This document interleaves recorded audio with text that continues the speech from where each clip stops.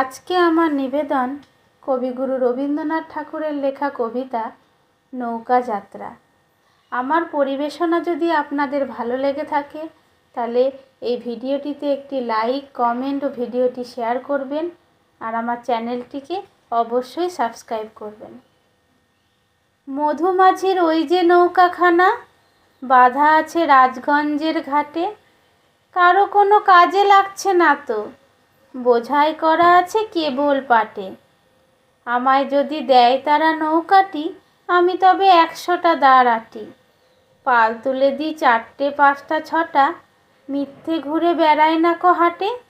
আমি কেবল যাব একটি বার, 7 সমুদ্র 13 নদীর পার। তখন তুমি কেঁদো না মা যেন, বসে বসে একলা ঘরের কোণে। আমি তো মা যাচ্ছি না কো চলে, রামের মতো 14 বছর বনে।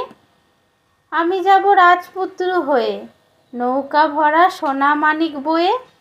আশুকে আর শ্যামকে নেব সাথে, আমরা শুধু যাব মা 3 জনে। আমি কেবল যাব একটি বার, 7 সমুদ্র 13 নদীর পার।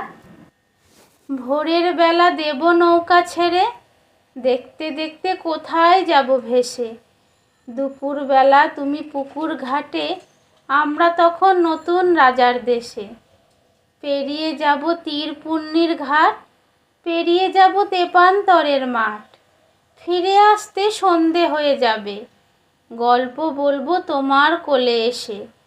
আমি কেবল যাব একটি বার, 7 সমুদ্র 13 নদীর পার।